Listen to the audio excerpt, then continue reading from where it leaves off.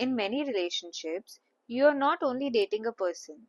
Sometimes you are also navigating parents, family expectations, traditions, responsibilities, opinions, and sometimes everyone has thoughts about your relationship. In Indian culture, relationships often exist within larger family system. And while this can create support and closeness, it can also create stress, guilt, conflict, and difficult decisions. So let's talk about relationships, boundaries, and family expectations from psychological perspective. Many relationship advice videos assume relationships happen between only two people. But for many people, that simply isn't true. Families may influence living arrangements, finances, marriage decisions, gender roles, career choices, children, even family routines. This does not automatically make relationships unhealthy, but it does mean relationship decisions often happen inside larger systems. And psychology reminds us when one relationship changes, the system around it often reacts too. People often hear set boundaries, but boundaries are frequently misunderstood.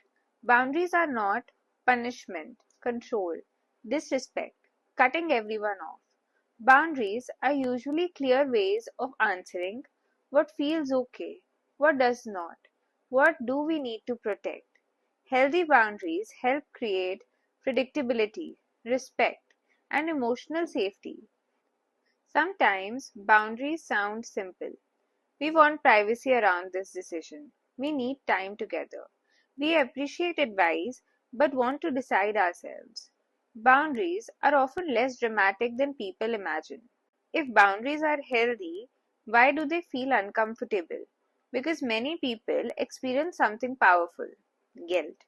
People may think, am I selfish? Am I disrespectful?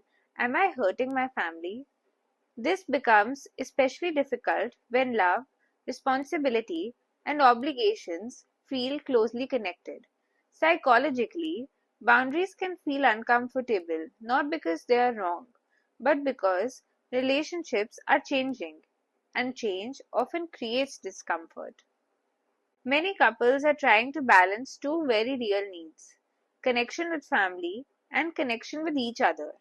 Problems often appear when couples begin seeing these needs as opposites. Sometimes the question is not family or partner. Sometimes the better question is how do we protect both relationships while maintaining clarity? The difficulty is not always choosing, often it is negotiating. When people think of boundaries, they often imagine parents or relatives. But internal boundaries matter too. Can you say no? Can you tolerate disappointing others? Can you communicate needs directly? External boundaries become much harder when internal boundaries feel weak. Sometimes the hardest conversation is not with family. Sometimes it is with yourself. Family expectations are not automatically bad.